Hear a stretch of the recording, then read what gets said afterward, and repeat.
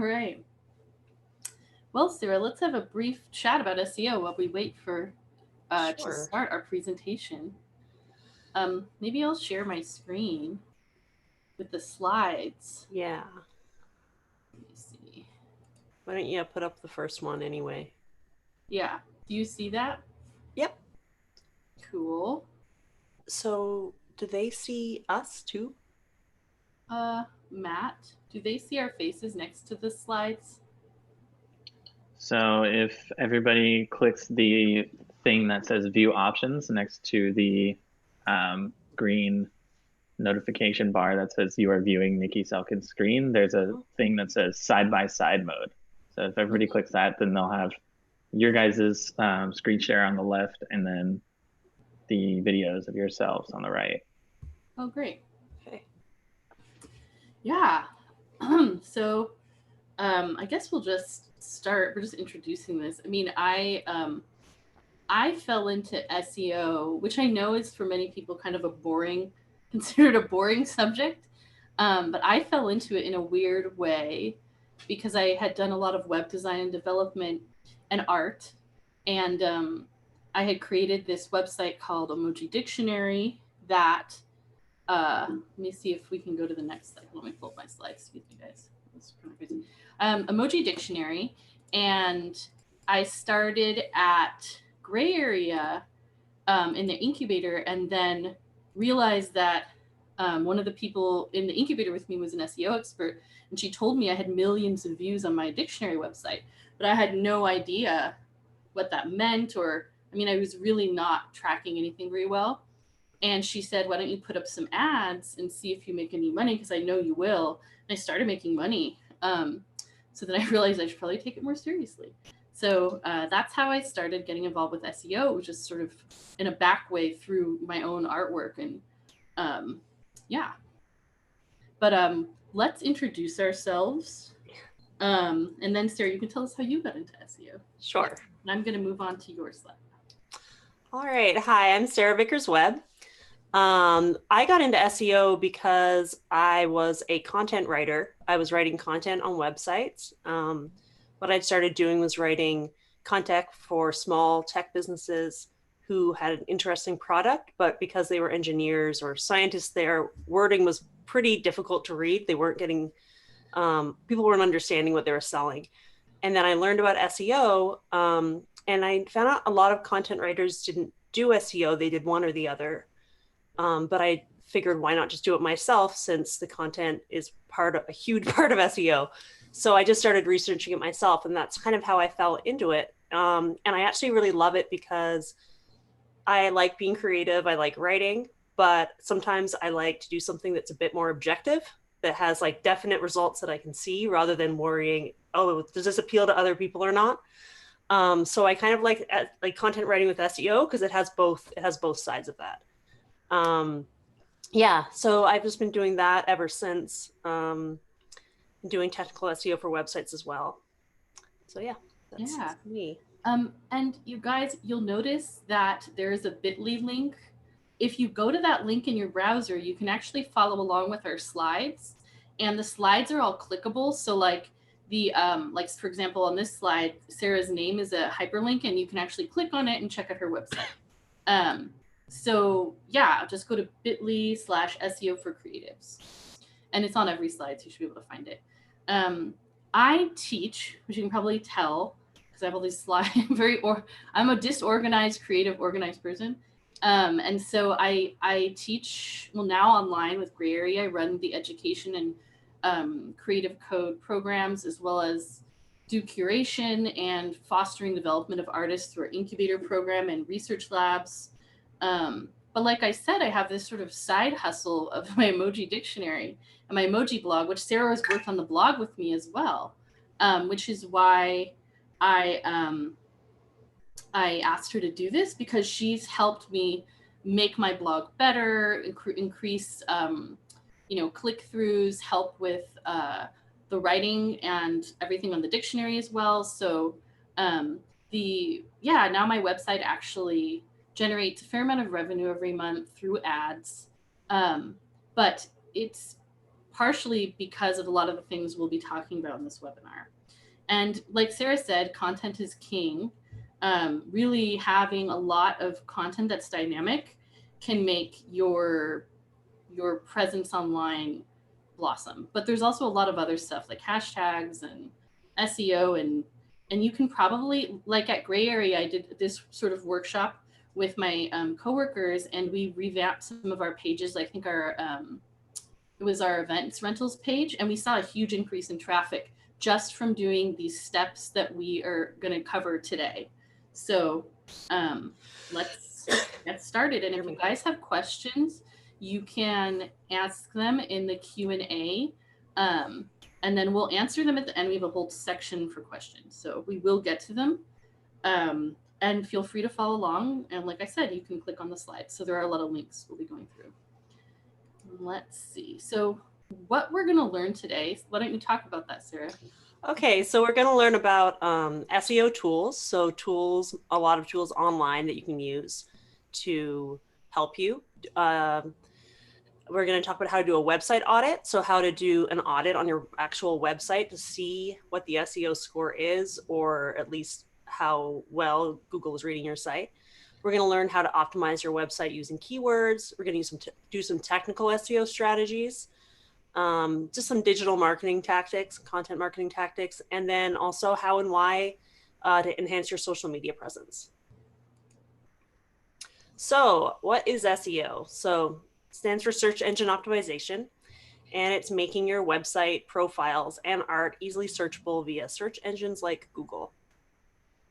Yeah, and I would like to point out that the search engines like Google, and Google is like the most popular search engine worldwide, are constantly kind of reconfiguring their algorithms for what gets boosted to the top. For example, last year toward the end, they changed their algorithms so that nonprofits and arts type organizations got better results as like kind of a social justice tactic. And I did notice that my creative click-throughs for my website went up.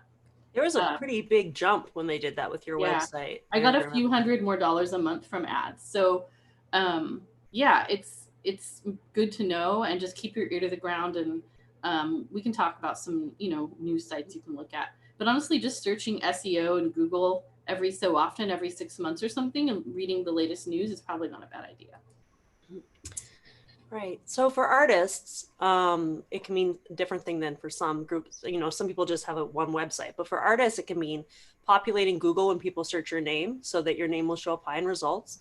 Also populating Google images when people search your name, or also keywords about your work. So if they're searching for, brass sculptures of birds, was the first thing I thought, that yours might come up first.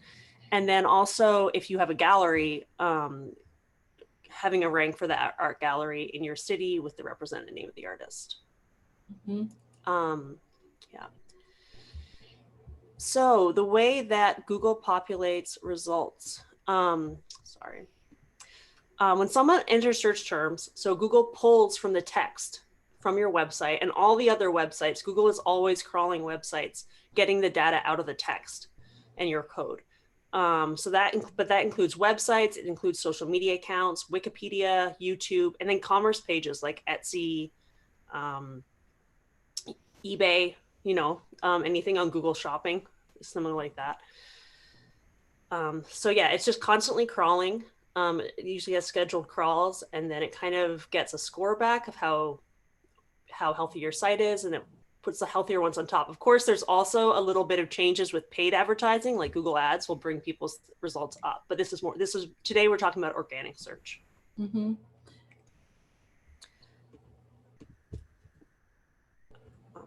Yeah, so this little slide is just saying it's very important to put the right text in the right places, which is all about keywords. And we're going to go over that after we talk about some tools.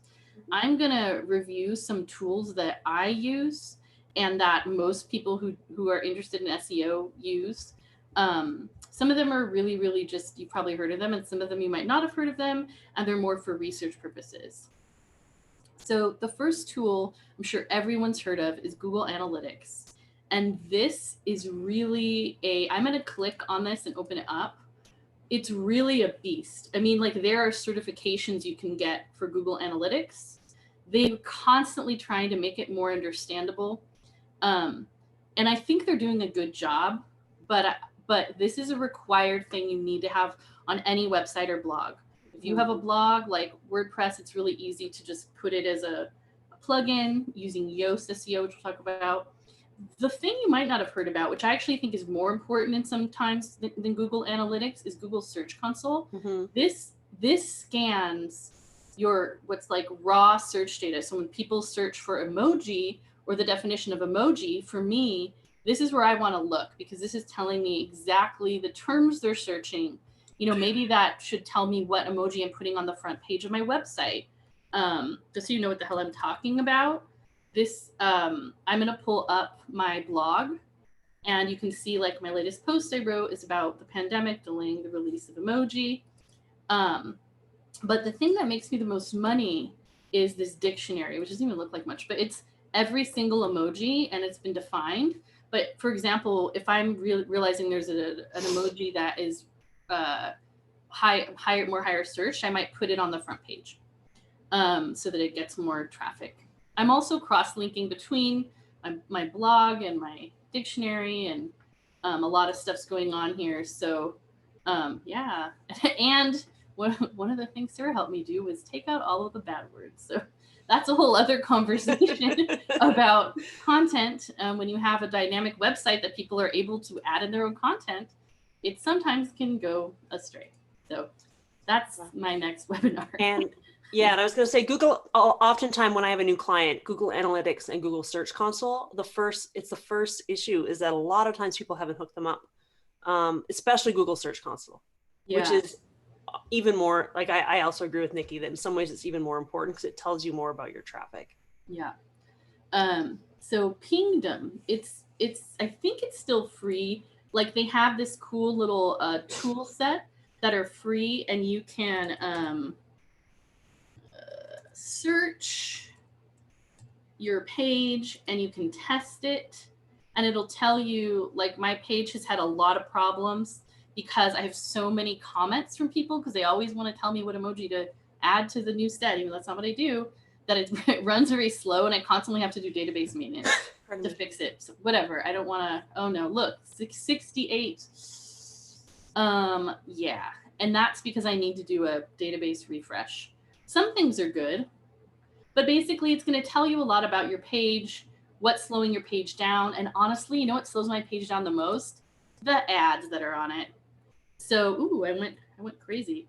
Yeah, the ads really can slow your page down. So also another conversation when we talk about ads. Not this one, maybe the next one. Open SEO Stats is actually a browser plugin you can get, which I really like. Let's go to not my webpage. Let's go to, what page should we go to, Sarah? What's a cool artist? Maybe, oh, let's look at Grayer. Yeah, let's just look at Grayer. Uh-oh. Ruh-roh. Okay. So when you're doing this, you put the plugin and then you click on it, go to your page, and it'll tell you a lot of stuff about your page.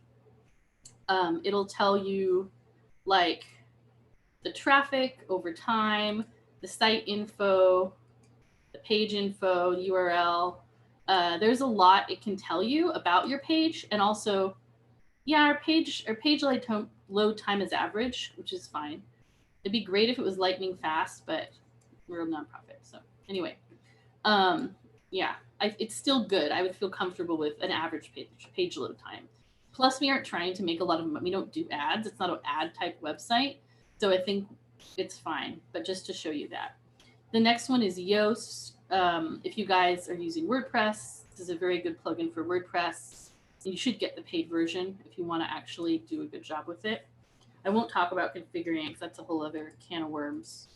And then this, we're going to talk about keyword planning, is a really good tool if you want to revamp your website. You can actually search terms. For me, it might be emoji meaning, and then find new keywords to use on your page. So for Sarah, for her website, it might be digital content marketing, like she'll put in those terms and then find alternate terms like synonyms and things that you can use for your website. This one I don't use a lot, except it's kind of fun. It can tell you what is kind of trending, like the coronavirus search trends. I can search emoji and see what we've got going on, like what's going on with this term, who's using it by what region. Vibe check emoji. All right. So yeah, I mean, this is just another way to kind of look what's going on in your world. And then we're almost done here with these tools. We've got Word Tracker. It's a similar thing. It just tracks what people are searching in the world. So you can type in a query and it'll tell you, like, for example, the shrug emoji is very popular right now. Heart emoji, laughing, thinking. Poop's always up there. Thumbs up emoji. Yeah, so it just shows you what's being searched right now. And then I recommend, if you want to get deep into this, to check out the book SEO for Dummies. It's what I used when I was learning, and there's just really free good book. online. It's good. Yeah, Sarah recommended to me. It's got an online cheat sheet as well. So you guys can check this out. But it's a great book. You check it out from the library. That's what I did originally, then I bought it. Yeah, so those are some tools that I use regularly when I'm working on SEO, and Sarah does as well. And now Sarah is going to go into the SEO audit situation right here. All right. Okay, so the first step when you're looking into your website SEO is to figure out how it's, how things are going. And sometimes it's a surprise. Sometimes there's someone who's done no work on their website, knows nothing, and their website audit is really good. It's displayed in the percentage, so out of 100%. And there's a lot, but there's so many factors it depends on, and some of them are not what you'd expect. So what it depends on is, first off, your technical SEO, which is things about like site speed, which Niki touched upon. Site speed, where the elements of your website are located, how many headings you have, what type of headings you have, if you have duplicate content is a really common issue, especially because sometimes on Squarespace, for instance, most of my clients with Squarespace, they'll have several old versions of their sites on it that will have the same content, which is a huge ping against, which is a flag for SEO. So it's important, and that's something that you might not think about. Then there's on-page. What most people think of when they think of as SEO is the on-page SEO. So, pardon me. Some people talk about the 3 R's of SEO, which are relevance, reliability, and readability. So when Google or whichever search engine's looking, they want to give their searchers content that's relevant. So if it's actually offering what it says it's going to offer, if it's reliable. So, other people, usually it means other people think it's reliable. Maybe you have links from other websites, you link to other sites, and you have links within the site. So all 3 of those things are important. And that the links are not broken. So that's another constant check you need to do. Because they want to find not just that you're providing your own content that's reliable, but that you're linking to other content that's reliable. And then the last thing is readability. So if your site uses language that people in your target audience, whoever that is, if they can read it and understand it. And I'm going to go more into the readability part later. But a common issue, especially in my experience, especially in the tech sector, is having really like graduate student level language, which people can't understand, and Google doesn't like that. They analyze that. Okay, you can go to the next slide. I just want to call up that we got your question about where can we check our SEO audit, and we'll cover that in the end when we do Q&A. I just want to say I see your question. Yeah, thanks for your question. So there's 3 ways really to do SEO audits. The first one is just to do it yourself. The easiest way to do it, and you're not going to get a number score out of this, but it's just to Google yourself. Google your name, Google your service, Google your art, Google keywords that you think your audience would be interested in. So if let's just go back to emoji dictionary. You know, it's just to go emoji. What does the crying emoji mean? I don't know why someone would Google that, but something like that, and see which results come up first. If your result doesn't come up on the first page, a lot of people don't go to the second page of results. So that means that maybe you have some things you need to do to get it up higher. You can use a free audit service, and we'll talk about that to answer the question. There's a number of them online, and some paid searches have that as well. One thing I have noticed with the free audits is that they often give lower scores than when I use SEMrush. If I do use one of the free audits, they'll give a lower score than the SEMrush one will, which makes me wonder if, and this is just anecdotal, wonder if they're trying to get you to pay for someone on their team to fix your issues by giving you a lower score. I don't know if that's true, but I've noticed they do tend to give lower scores on those. And then there's a bunch of paid services that are not cheap, to be honest. There's Moz, there's SEMrush, there's many others. They're great because they don't just tell you what's wrong, they tell you how to fix it. And they often, can give you help doing backlinks. They have certification programs. Sometimes there's trial versions. So that's, if you're doing kind of a one-time audit, that can be helpful. But I really do suggest that people just start at the beginning of just Googling yourself and seeing what comes up. Great, next slide. Yeah, next slide. Okay, so just some quick tips, and we'll probably go into some of these more in depth. But these are some things that I wanted to make a list of kind of the typical things that come up. Well, one, if you're an artist that's trying to show your own work and people are just going to be Googling you, use your name of the domain. Like you can have kind of cool, fun names for domains, but if you want someone to find you by your name, just use your name of the domain.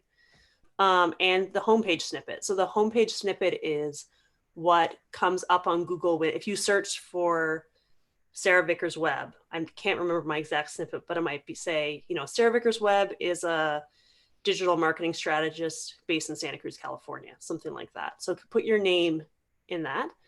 Use keywords in the headings, but only use one H1 heading per page. This is one of the most common issues I see because people want to use H1 headings because they're big, but it actually hurts your SEO because there's something called black hat SEO is SEO that just tries to stuff pages with keywords. And people used to be able to get away with that because Google would just grab at keywords and they go to the pages. They've gotten better at figuring out that some people were just kind of like stuffing their biggest headings with all the most popular keywords to get people to their sites. So they're extra careful about that. So really you should only have one H1 heading per page. Put links to other parts of your sites, link to other relevant and trustworthy sites, avoid duplicate content, take out any outdated content, like make sure that there aren't links that are broken. And this is another thing, consider voice search, because more and more people are using voice search on their mobile. People might be driving in their car, listening to a podcast, and they might advertise a product. And they might say, hey Siri, what is Casper mattresses? Something like that, or search for cat. So a lot more people are using questions for you might notice a lot of people use questions for titles of their blog posts is because people might actually say, what are the new regulations affecting beaches in California today? And that actual question will come up. So that voice search is a whole new part of SEO people are starting to work on. You can do the next slide. Yeah, I think we're getting into keywords. I just want to acknowledge that we do have some questions, but we'll answer them at the end and we'll go through and answer all of this stuff, just so you guys know. Keywords. So this is really the bread and butter of, like Sarah was saying, there's white hat and black hat SEO. White hat is like what we're doing. Black hat is like the hacker whatever kind of thing. And in the past, before search engines were doing like localized and semantic search, people would just stuff like in the meta tag of keyword, like every single word of everything, like 1,000,000 words in a page. So it would just be relevant to everything and be at the top of everyone's search until people realized that was really bad. It's not useful. So now you shouldn't be doing that. So don't do it. But keywords are basically words that when I did that little quick emoji search, it said, hey, like shrug emoji is really high, right? So as a really important search term right now. So I might add shrug emoji into some of the text on my page or into my meta tags, which we'll talk about in a second, what those are. And we'll talk about all of this stuff. So like we said before, for keywords, you should really be putting your site into Google Analytics, because what that's going to tell you is what pages people are clicking on the most. And also they'll tell you a little bit about links and the words in your links and the keywords with therein. And then, like Sarah said, you're going to want to include keywords in headings. So H1 tag is just a heading tag. If you do any kind of web coding of any kind, even like at a very basic level, like there's heading tags and there's body text and paragraph tags. It's basically a heading. And then alt text is when you have an image, there's something called an alt text link, which is like if someone was blind, that's how they understand what the image is. It'll be like, this is a picture of an apple. Like that's what your alt text should say, because you want to make it, sufficient for disabled people, but also we'll talk about why that's important for search engines. So, and it's also for some websites, it's actually required. Yeah. It's just something you should get into. And there are ways to do it and make it more automated. So you should also be putting keywords into files and folder names and page files and image files.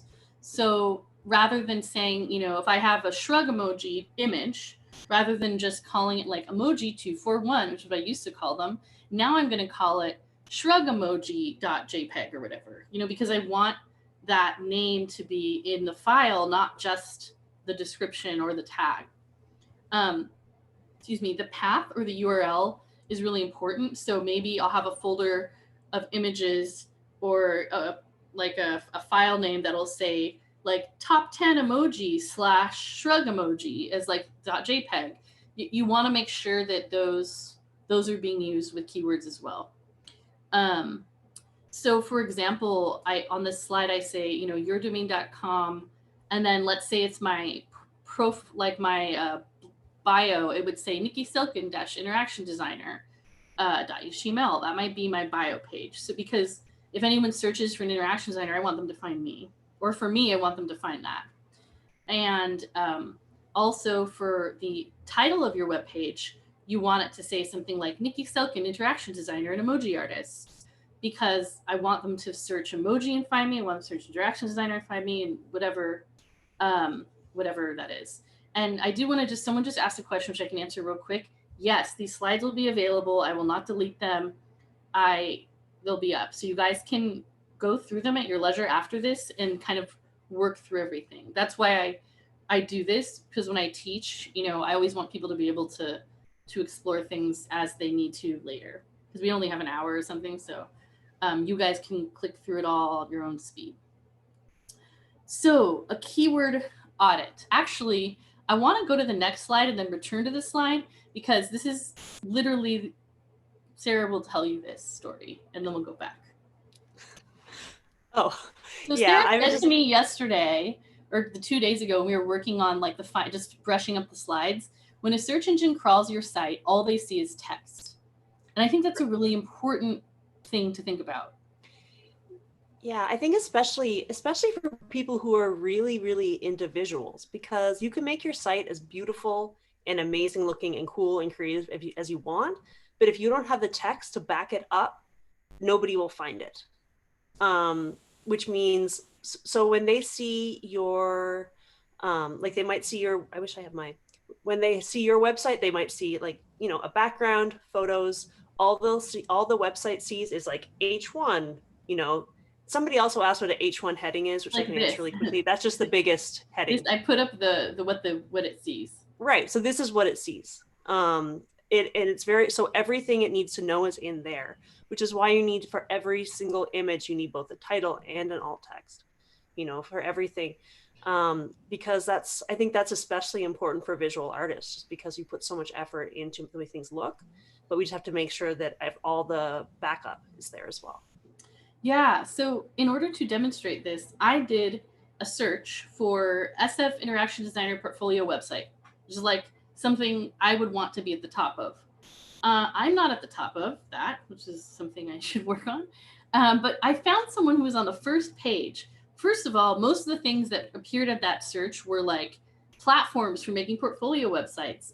But this one guy who I do not know, Niki, came up. And so I wanted to look at what he did.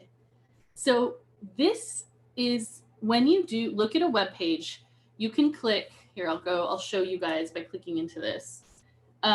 You can click on a web page and you can go, oh no, I just messed up my thing. Let's see, bookmarks, history, view, developer, view source in Chrome. And when you view the source, this is what it shows you. This is code.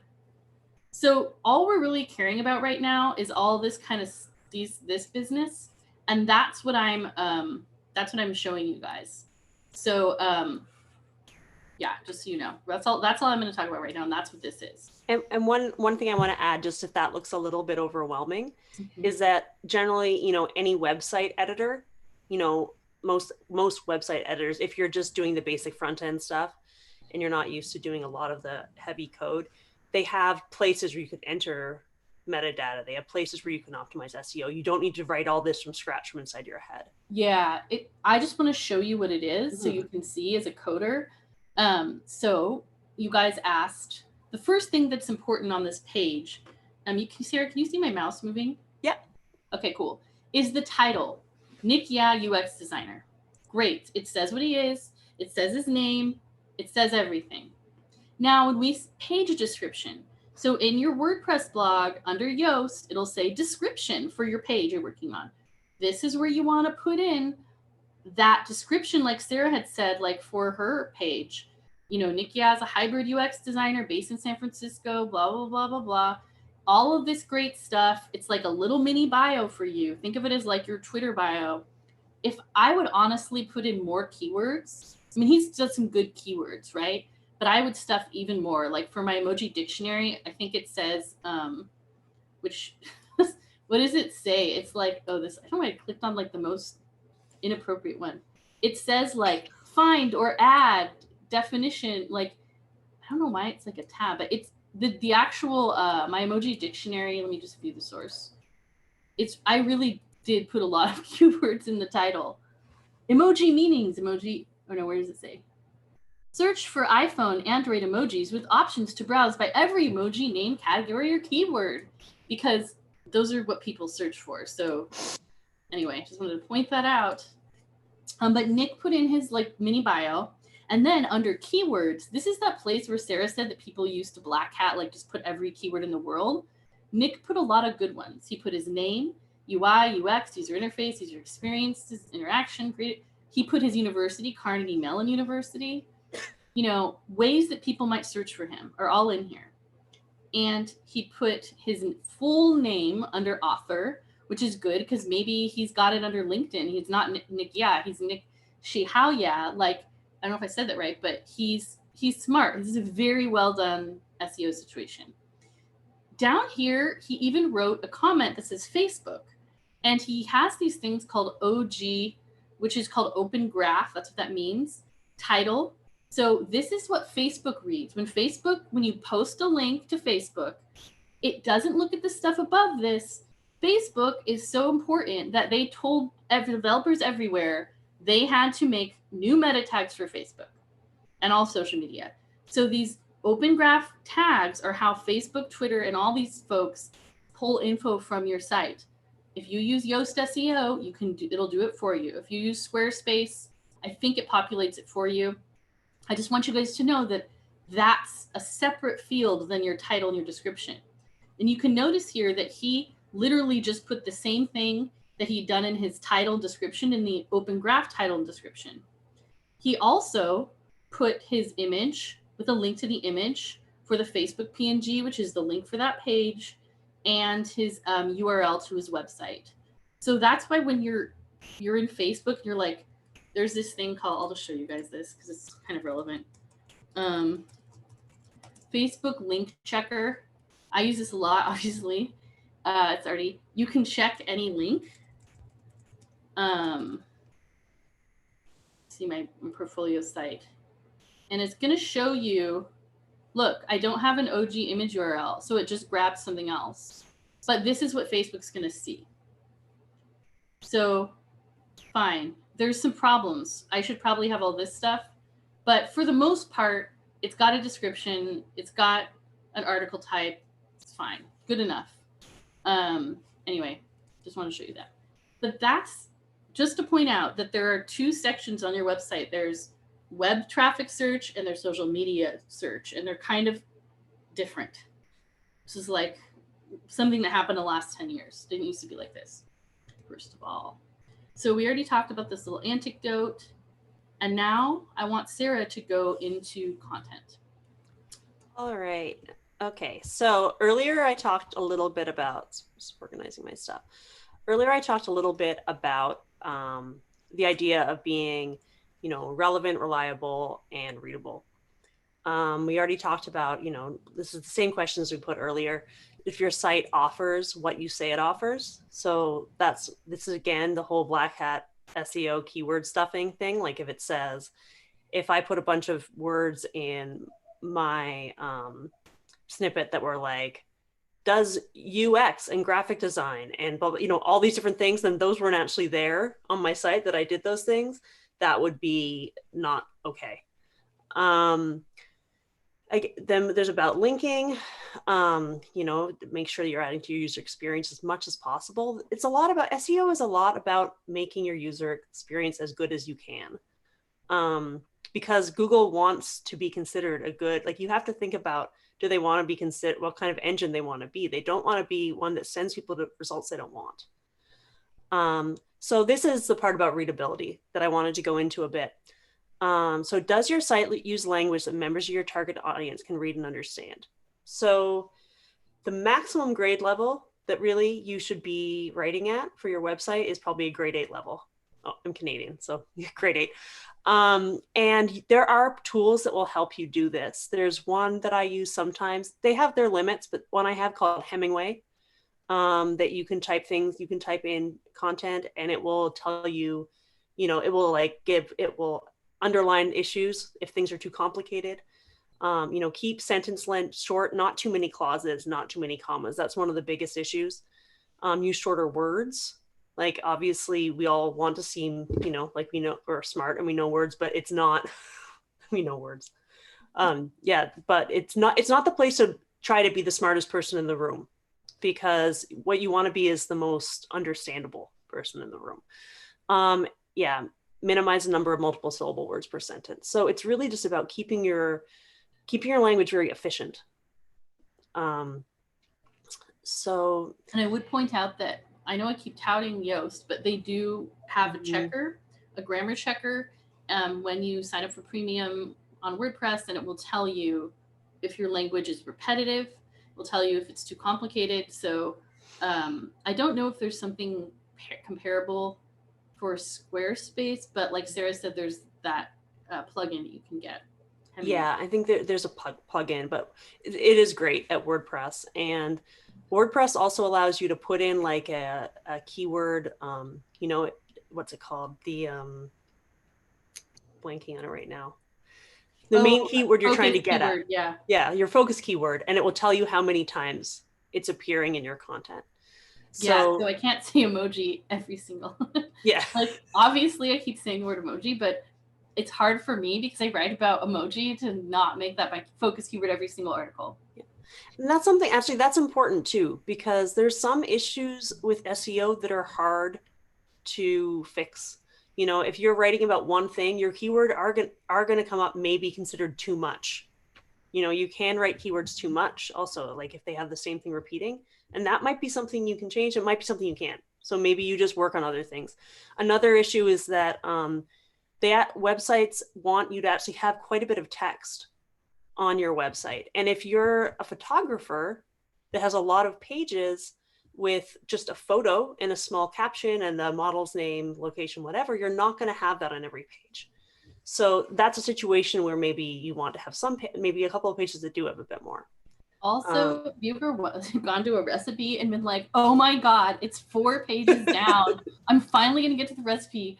What are they talking about? Like, because I like to cook, you know, dear God, that is all SEO nonsense. That is why those crazy recipes are just so many. I mean, it's insane to me. It's like, horrible. If I could do one thing, it would be to ask Google to just let recipe people not do that. Just change the SEO for recipe people. I would recipe people. I would like to say to the artists and designers out there, I went to school at Parsons, and the only reason I bring that up is because before I went there, I didn't understand the value of process blogging, and then after I was forced to do it in grad school, I got like hit up for, you know, articles from Yahoo Tech and things like that, because I had written so much about my process of developing my emoji dictionary in this process blog that I started to get a lot of, I've like been on the BBC, I've been on, you know, a lot of press. So really it's very, I think, and not everyone agrees with me, but I think it's great to have process blog, a process written up like in your portfolio about each piece, even if it feels didactic. Just do it, because think about how much nonsense those ladies and gentlemen write about making banana bread. Like, if they can write a 5-page essay on banana bread, you can write a 5-page essay on a year-long project of photography. Yeah. And it'll be way more engaging. So please do yourself a favor. Like, I will, whatever. Sorry, I went on a rant, Sarah, but it's very No, that's fine. true. It's true. It's completely true. And I was going to say, and you know, within that blog, they click back to whatever your art is, or if you're selling something on Etsy, in that blog post, it clicks back to that. So it's all helping you. It might seem repetitive. I have a client who is a knitter, and I sometimes help edit his posts because he writes process blogs on his pieces. So this naturally goes into content marketing. So thank you for that, Niki. And Yeah. I also share that fury about recipes. Yeah, so, whenever you feel uncomfortable about self-aggrandizing your work, just remember the banana bread lady who wrote a 5-page essay on one recipe. That has nothing to do with anything. Yeah. So you feel good about writing about yourself. Yeah. Because your work matters. And on that note, though, your content you put on your site should be high quality. It should be relevant, reliable, and readable. You should post on credible sites. And the thing is, obviously there are credibility issues with Facebook. We all know. But in terms of SEO and that Google trusts it, Facebook is a credible site. There's also platforms that you can post on. You can post on your website, but you could also post on Medium, link back to your website. You can post on other things. If you have a friend who has a blog, you could do a guest post, which also will earn you a backlink. One thing that you should, when you share on social media, you can call your friends or text your friends and say, please share my post. I put it on. And sometimes people won't, and it'll be really annoying. But that is a pet peeve of mine. But that is something that is totally fine to do. Share all of your friends' posts about their work, guys. Yeah, you should be do one reposting. thing today. Find an artist friend and just repost their tweet or their thing, because it will help them, and ask them to do the same for you. Yeah, you should be helping each other. Yeah, and especially when we're dealing with politics of identity and which people have more money to pay for ads, which people have more resources high up to help them out, with minorities, women, people of color, queer people, trans people. Give people some help. That is activism. That's helping. That's being an ally. So anyway, so if you're not a writer, because a lot of people have trouble writing, and you don't have money, do a work exchange with someone who is a writer. Maybe you can give them some art for them to write for you for a while. You could design you know, a blog post photo for them to do. Niki and I do exchanges sometimes for that exact reason. Mm-hmm. And that's completely legitimate. And you can also just write them and get someone to edit them, and just get somebody to put good keywords in, you know, get someone to help. It's really completely fine to ask for help in this area. You shouldn't have to do everything by yourself. And also I'd like to point out that on our patch community channel on Riot, that's the kind of thing you can ask for help for within the community. And these kind of exchanges and work exchanges are what we're trying to foster. So yeah, like feel this, especially right now, a lot of people have a lot of more free time than we used to because we're all at home.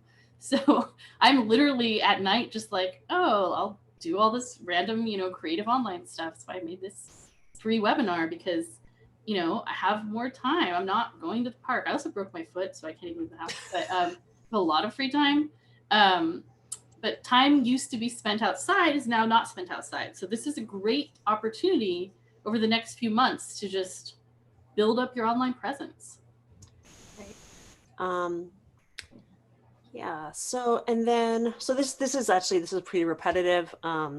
Just, you know, make sure you link within your website too. You know, I work on a website called Santa Cruz Tech Beat. I do production and editorial work there. And when we talk about local Santa Cruz companies, tech companies. So oftentimes, you know, if we always link to the company to help give them publicity, but then if maybe one of the times we talk with them, we link back to an article that we wrote about them, because then that creates links within our site as well. So that's just one more thing you can do, is also put links in your own site. I would just wanted to pull answers there just for a second. Someone asked what Patch Community is. So this broadcast is on patch.grayarea.org. And it's a community that we created at Gray Area in response to the COVID epidemic, where we were all, you know, we have a single screen cinema in the Mission that was converted to an art and technology theater, and suddenly we couldn't put on shows. And I had to turn all of my education programs to online. So we created this platform and we started our own open source chat server. And if you go to patch.grayarea.org, I will type it in. You can sign up and join it. And there's a lot of cool artists from all over the world and designers and creatives that are on there, like helping each other, sharing just all kinds of stuff. So just wanted to say that because this is what we're doing. So I'm just sent that link. Continue. Yeah, it's a really cool project. It's really neat how many artists have kind of banded together to make, you know, to help each other during this pandemic. Okay, the next slide. Yes. Okay, so image optimization is obviously, it's very important for visual artists. Sorry, one moment. So when you're uploading your images, make sure that they're no bigger than 1170 pixels on the horizontal edge. If they're thumbnails, make them even smaller, just because it will slow down the speed of your site if they're too big. And also it can be frustrating if you're, especially if you're on like a lower kind of tier account on WordPress or Squarespace, and if you only have so much memory, it can kind of fill up really fast. So save your images as JPEG files with as much compression as possible. I use Photoshop and convert everything to web. I compress them into web images. You can get them down pretty low. There's at least on Photoshop, there's a tool where you can kind of check back and forth to see what percentage you decrease. Yeah, I put a link in here you guys can click on of some paid image optimization online tools. Yeah. So there's a lot to have Photoshop. There's free online stuff you can use. Yeah, and there's a lot of apps you can use. Like I have some on my phone, so you can do it from your phone. And then again, add alt text for each image. You know, like I said, helps, you know, people who are hard of seeing, experience websites, and increases your SEO ranking, so everyone wins. It's a little bit of extra work, but once you get in the habit of it, it's pretty easy. And I think there are some tools that do it for you by scraping the data of the site, but I can look it up and send it to you or put it on the slides a little bit later. Yeah, yeah, so we can add that in. Okay. Yeah. Next slide. social media presence. I know we're almost done. We got 10 more minutes. Then we'll finish and we'll answer questions. So social media is like a double-sided sword. Is that the right? Double-edged sword. A double-edged sword. I always get this in mind. It's so important, particularly for artists. It is so annoying and so time-consuming if you don't do it right and smart. It is.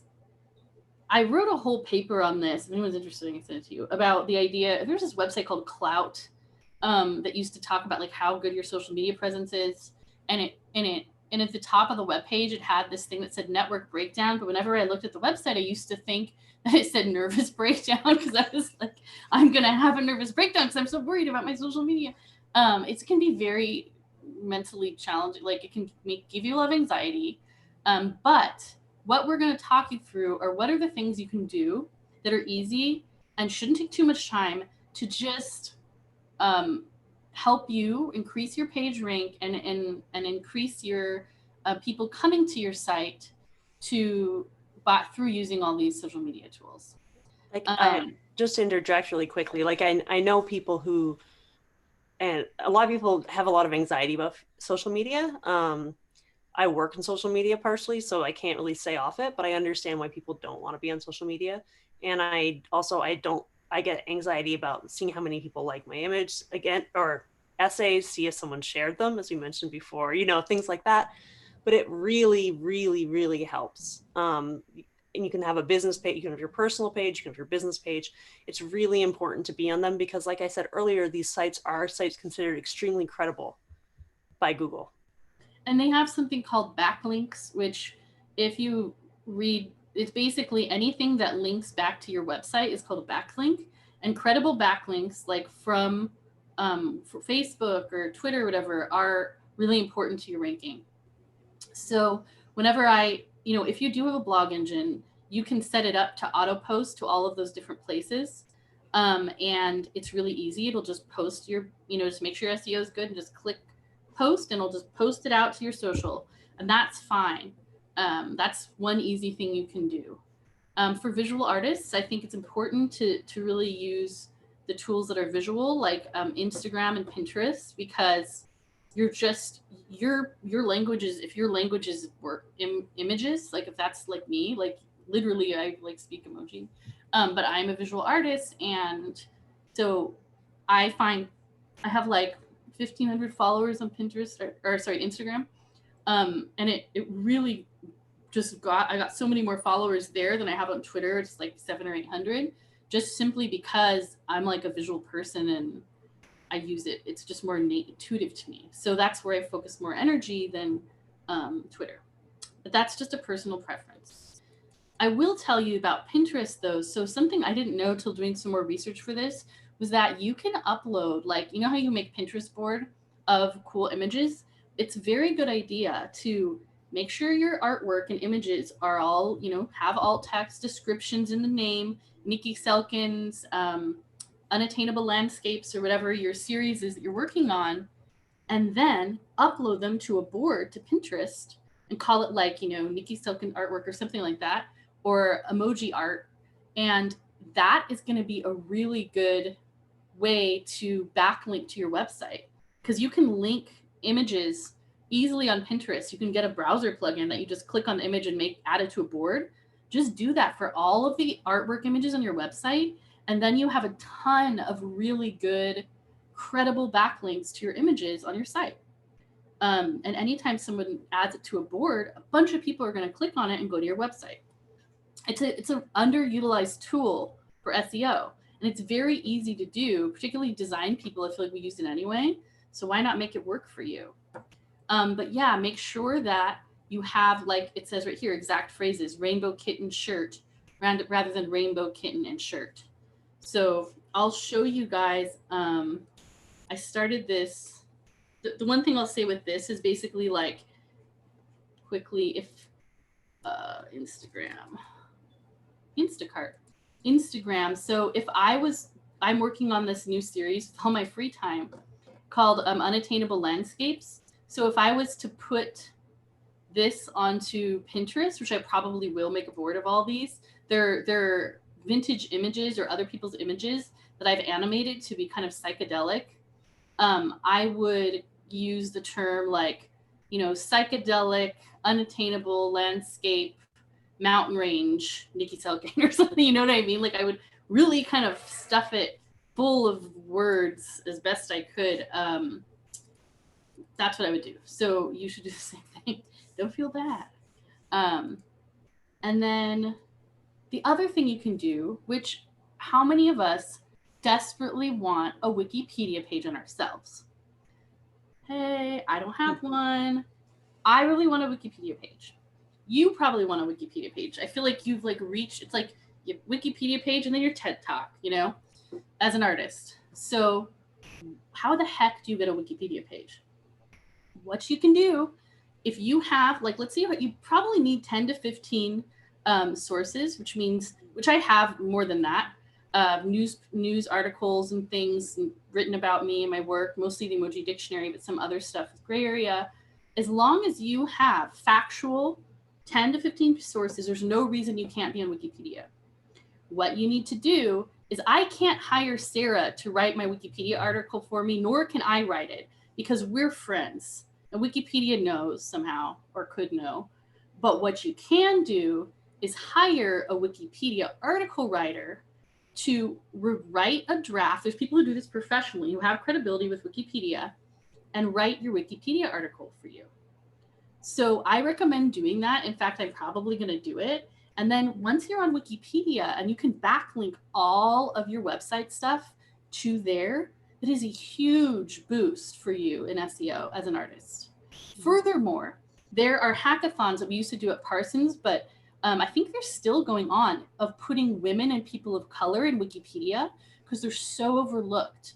So if you're a woman or a person of color, like, please do this. Like, I will work on it with you. Like, I'll start a hackathon at Gray Area. Let's get each other into Wikipedia. Yeah. And let's have like visibility for, you know, disabled people, queer people, women of color, like all these people on Wikipedia. It's really important, and there has been movements for that. Just to interject, I've heard actually some, I can't remember what it was. I once heard somebody criticize something like, why is it that, it was actually about Instagram, not Wikipedia, and it was about academics. And it was like, oh, you know, why are these like younger women, and particularly women of color, why do they have such a big Instagram presence? They're talking about professors. And it's because they have to.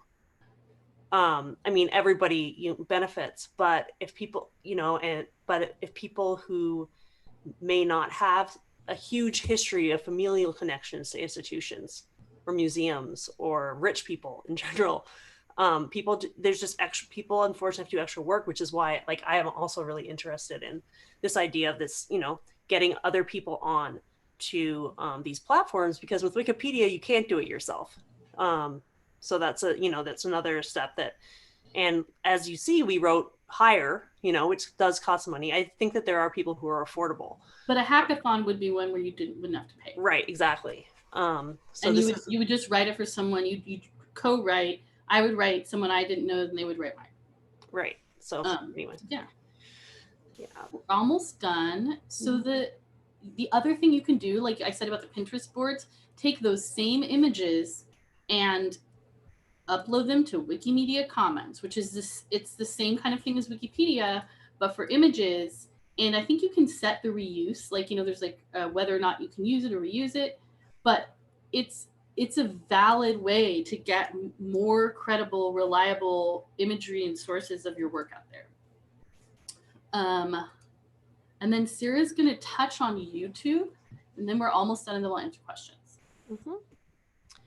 All right. So thank you. So for YouTube, there's a lot of places to label your videos. I've recently started interviewing people for Santa Cruz Tech Beat, and I've been uploading the videos on YouTube.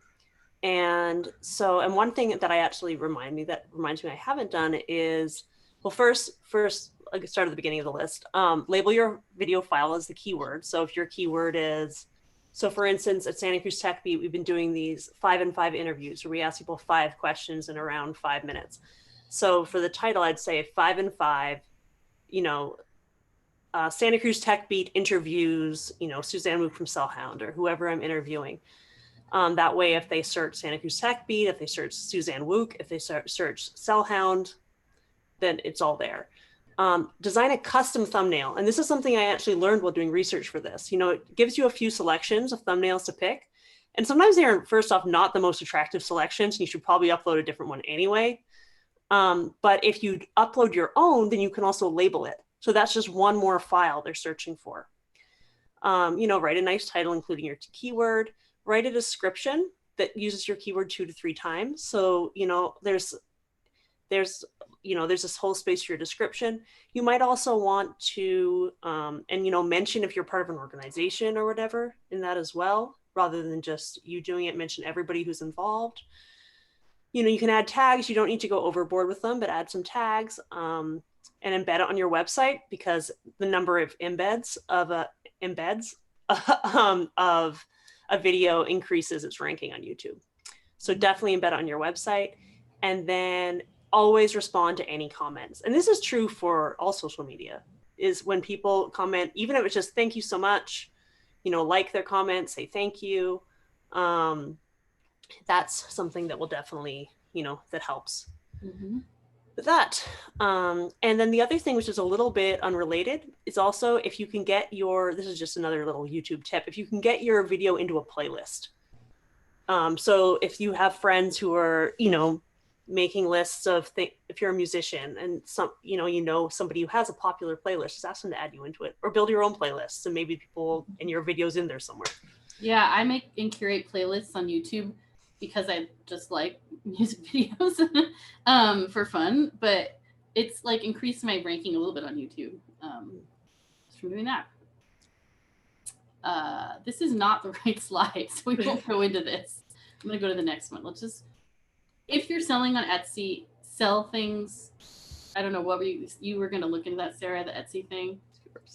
I don't know. Well, there's if you're doing thing on Etsy, there's a couple of things you can do. I'm not a Etsy expert, but you know, part of it, make sure your shop title has something to do with your product. You know, again, it's cool to have these like cute kind of whimsical titles, but make sure it does have something to do with your product, because that will help. If you're making, you know, right now it's face masks. Everybody's buying face masks. At least I'm buying them on Etsy. Face masks should be in the title of the shop.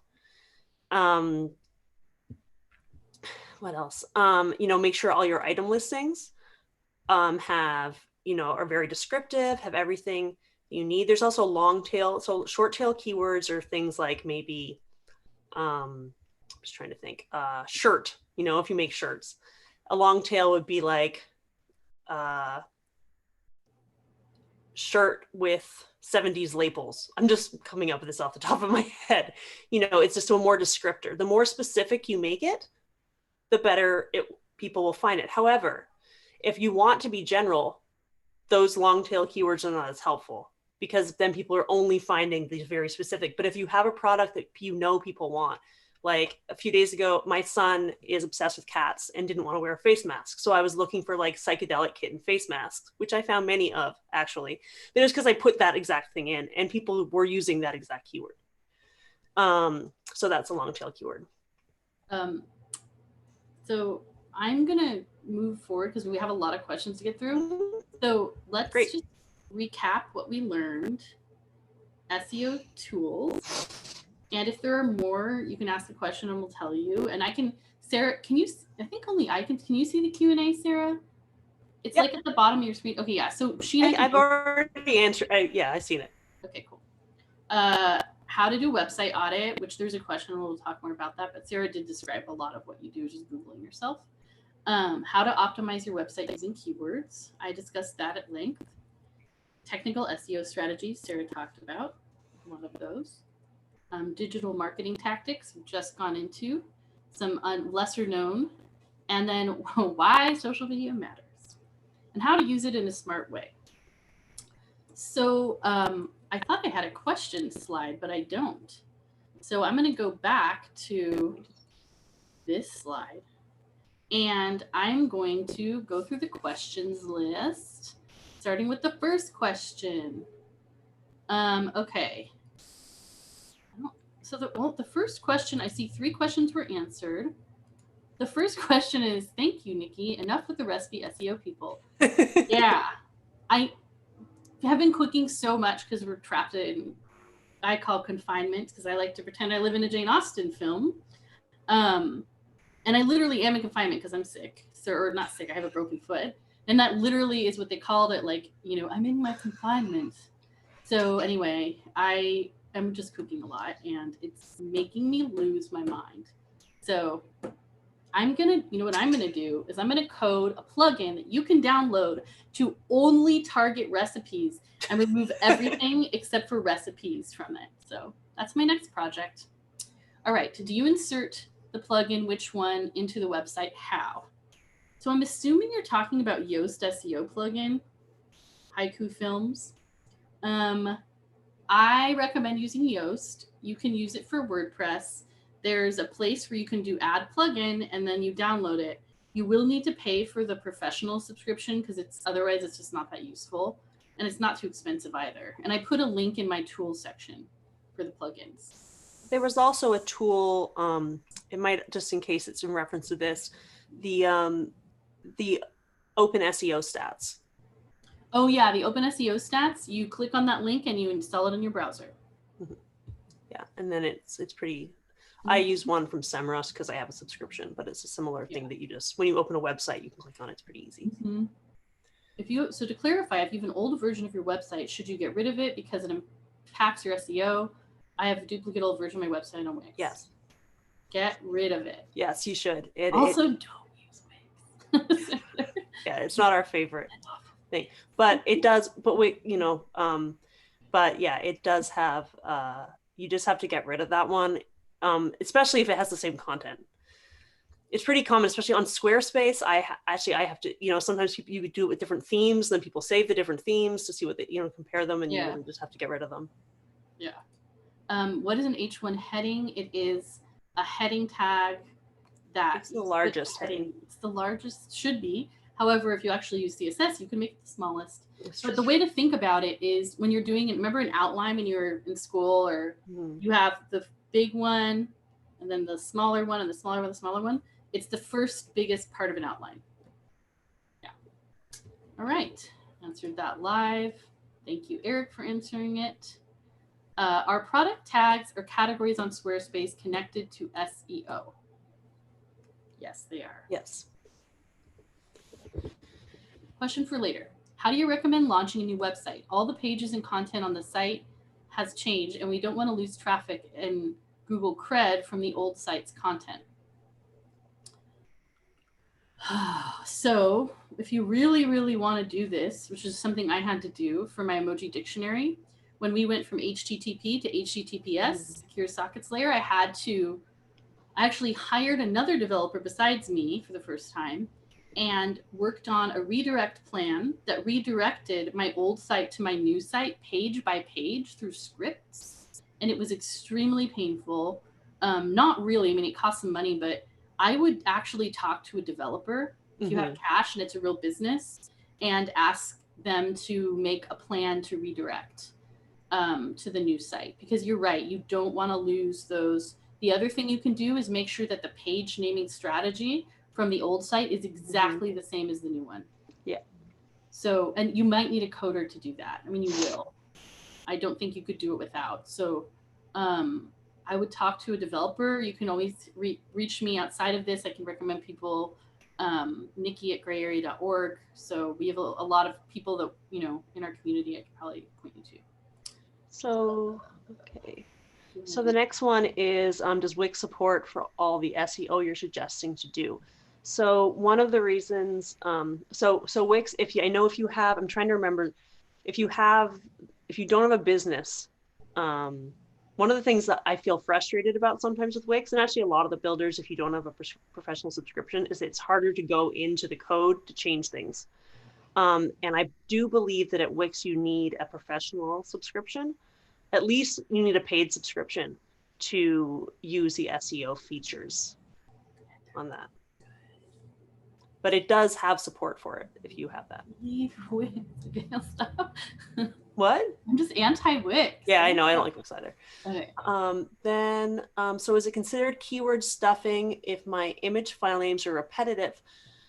For instance, if I sell lawnmowers and name my images best lawnmower in San Francisco 1 and then 2, is that flagged negatively? I don't think it's flagged negatively. However, if you wanted to make them more specific because you had like a different lawnmower in each one brand, you could do that and it could help. But it won't be flagged. Use the brand name, because I would even use the model number.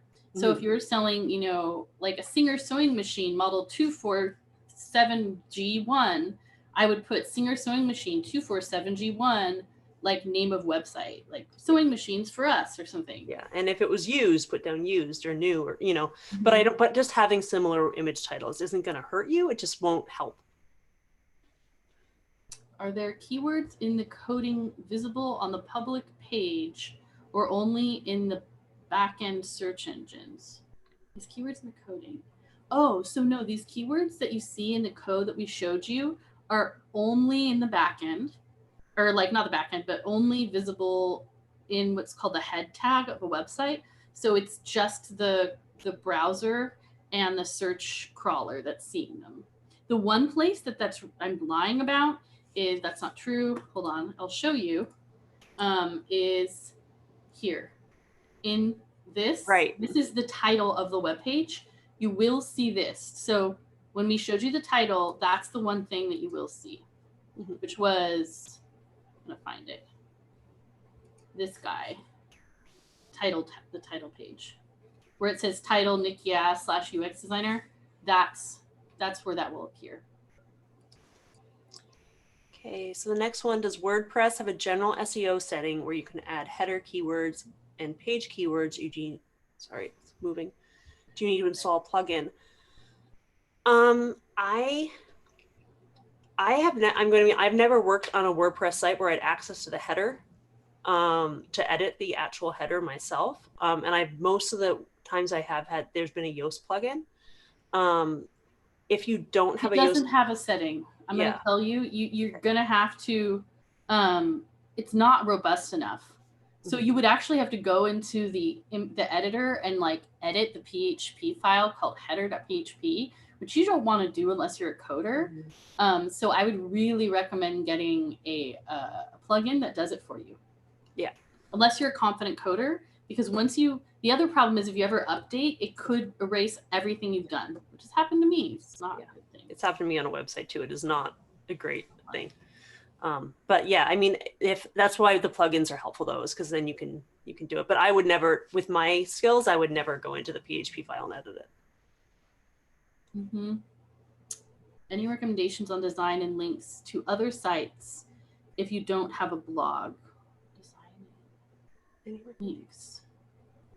I don't know what that means. I think what it means is, are there any way to get backlinks if you don't have a blog? To get your design, like to get your designs on other people's links if you don't have a blog.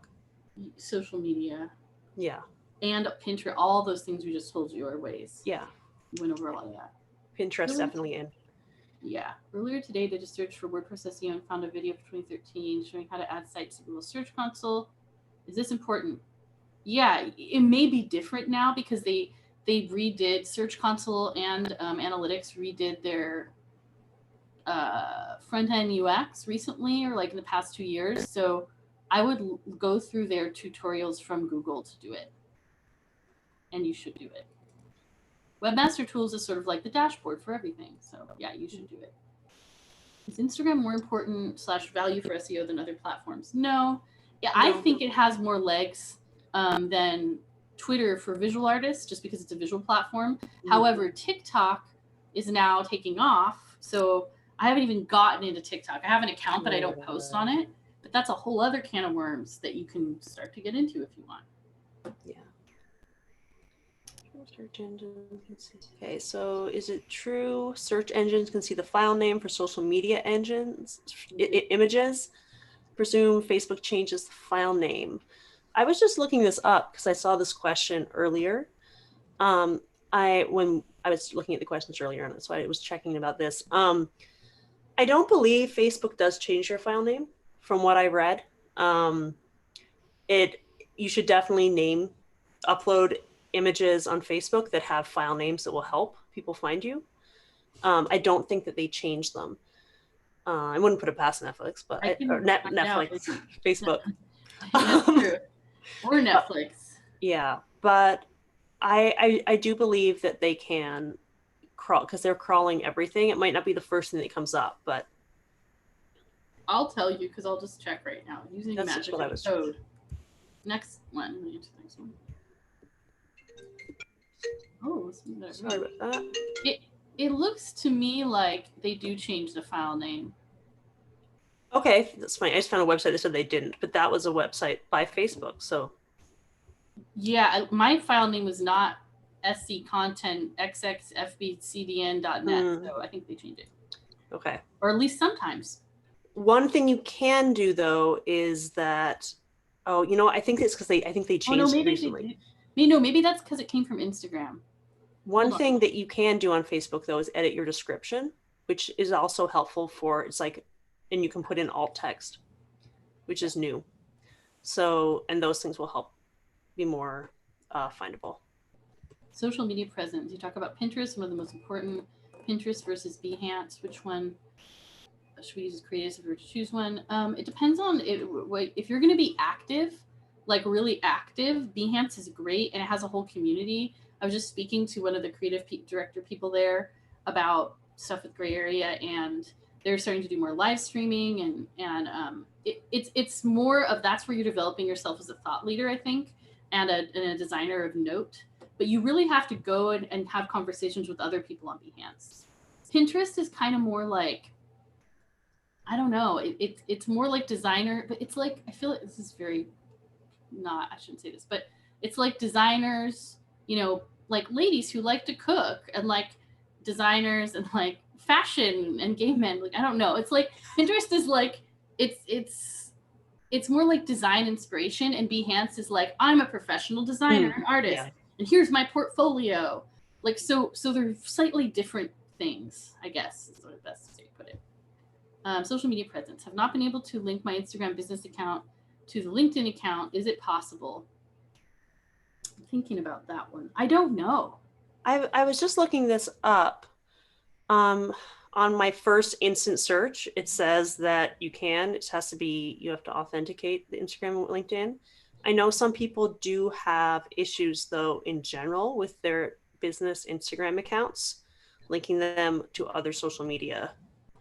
Yeah. So that is actually something that maybe is something I need to look into. Yeah, I have a business Instagram account, and I don't remember, but I can look into it.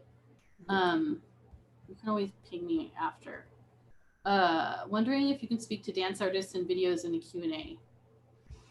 Oh, dance artists. So your place, you're going to live and breathe and become famous, which I know everyone wants to be famous, is TikTok.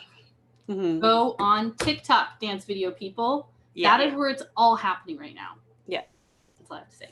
Yeah. I'm not, because I'm old, I guess. I haven't really gotten into TikTok. I know professional dancers who are on it, and their videos are amazing because then they share them elsewhere and I see them. And that is an area that I should probably start looking into as well. Because people are asking questions about it. Yeah. And the next one, do we need to sign up for Patch? You need to be a paid member. No, you don't have to be a paid member. You can just sign up, patch.grayarea.org. That's really exciting. So you should all join. Thank you for whoever, Soma, my hero.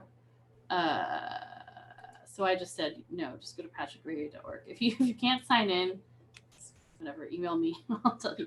Niki, I want to join the Wikipedia hackathon. Oh yeah, Susanna Camp. Okay, cool. So I'll try to start up a dialogue on Patch community channel in the coming weeks about starting up a hackathon for Wikipedia.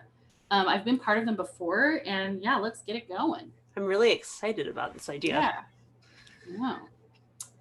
How much info should a Wikipedia article have? Is it good to have just Wikipedia page? I don't know. I think it should be as detailed as you can make it. Honestly. Yeah, I mean, I think the most important thing is to have a lot of citation, to have a lot of sources about you that if they exist. It depends, I think, also on what you want to get out of social media. Like, even if you look at different actors, I'm really into reality TV, and I go down like Wikipedia rabbit holes often. And some of them you'll find out every issue from, everything they've ever done and all their exes and drama. But that's because that's their career, right? So if you want personal information on it because you want people to know who you are, that's great. And but if you really wanted to focus on your art, then that's fine too. Because a lot of people don't even have money. Famous people don't have very little personal information on theirs. Yeah, I would just focus on your work. Nobody needs to know your. That's better, unless you're being famous for your personality. Unless you're a biography writer or something, like David Sedaris, probably has something. Anyway, any recommendation on wiki page writers? Nope. But if you go to Patch Community, I bet you can find someone. Yeah. And ask, and if you want the information, everything I saw, like if you're trying to do it today, then like just go on Patch, and just try it, because people also want to help. People want to help people who are starting up and things. When I first started doing content marketing, Niki helped me by asking me to write blog posts for her. That was helping. It might not be that someone wants to do it 100% for free, but maybe you can do a work exchange or something like that. Maybe you can provide them some images to use in their writing. Yeah, and maybe a lot of people were laid off. A lot of creatives need gigs, so it's a great time to help each other out with gigs. YouTube better or Vimeo is better? So Vimeo is way more elegant and way more. I just love it, but YouTube has so many more subscribers and viewers and a better system for ranking. So at Gray Area, we use YouTube because of that. For my personal stuff, I kind of used to use Vimeo, and now I'm like, oh, I should switch to YouTube. So, I think YouTube is the winner, for my opinion. I don't know if you have any different idea. Do you recommend having both YouTube and Vimeo? Focus on one. If you have free time, just do them both, but I would use YouTube. Yeah. If you had and it's also, YouTube is also owned. Not that this is but it's, it's part of Google. So if Google is doing their searches, there's the YouTube section on the search finder. So if that's what you're going for, then. Yeah. The only thing that would happen at Vimeo is if you connect with them, you might be able to get some featured content more than YouTube, because it's a more crowded space. So there may be some value there, but I don't. Yeah, matters. When people watch YouTube video embedded, I think it does count as a view, right? Embedded videos count. Yeah. To the view tool. Yep. Yes, my videos on my website are from Vimeo. Is Vimeo not offering SEO versus YouTube? It has SEO, but there's more people scouring YouTube. So, like Sarah just said, YouTube's probably your better bet. It's the most SEO friendly blog site. Does Medium claim ownership over the content? Oh, over other blogs? Probably. Medium. I'm sure they. A tricky thing. You'd need to read the fine print.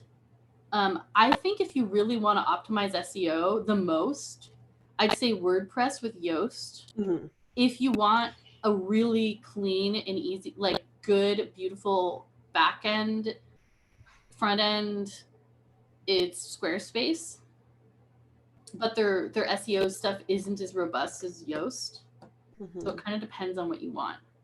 Yeah, I think in terms of the intellectual property, I have to look into that. I'm sure you can look into the. I just know a lot of people use Medium just to get their stuff out there if they don't already have a blog themselves, and it's I actually not aware of. I'm sure if things are published by Medium, I get every day. I'm just someone mowing their lawn behind my house. I get suggested articles every day from Medium. I'm sure that those are copyrighted by Medium, I imagine, because they're publishing. I don't quote me on that, but that's something to look into. It says right here that you own the rights to the content you create and post on Medium. Oh. However, it also says we can change these terms at any time. Right. So yeah. Does the same logic about cleaning up old content go for old blog posts? Yes, if you want them to have more clicks. But frankly, I would really focus on new content, because if I was going to spend time on something, I would really focus on getting out new content, because that's going to bump up your ranking more than like scouring your old pages. Unless you have something like mine, which is a dictionary in which all content is getting dynamically refreshed by people who are constantly adding definitions, then it matters. But if your thing is really old, unless it has a lot of clicks, like if you go through your analytics and go, oh, a lot of people are still reading this old post, yes, fix it up. Well, and you don't want to lose. We had an issue at a nonprofit I used to work at, where there were some issues with the older posts. But the problem was that if we got rid of them, we would have gotten rid of all the SEO, because they were very popular posts. We didn't want to completely get rid of them and put them onto a new site or put them onto a new address. So we ended up keeping them there because we had gotten a lot of traffic from them. Yeah, when I did my dictionary, it was a painful blow to my revenue when I really had to switch over to HTTPS, even with the redirects. So that's just what it happens, you know. How often do you advise changing headings and subheading content on websites? I would only change it if it's not good. Like once you have a good, strong heading and subheading, just keep it. Yeah.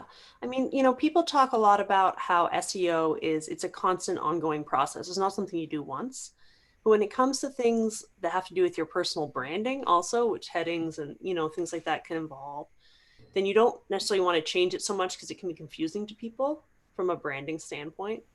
But, you know, there's certain parts of SEO that are good to stay on trend with. There's certain parts that are good to keep what people call evergreen, that will just be attractive no matter what. And I think that things like headings should stay stable. Your new content that you generate, that should include trend. And unless you're like, for example, our events page on Gray Area, we did a whole refresh of the page, and that's fine. Like we did remake the headings, like we added alt to the images. Like if you're doing a SEO audit and redo of content, then yeah, just do it. Just do it all at once, and then magically watch your ranking go up. You'll feel really good about yourself. That's really good.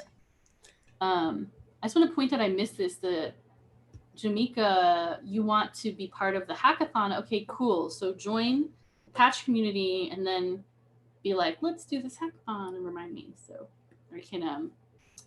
I can do it, but I'll not forget.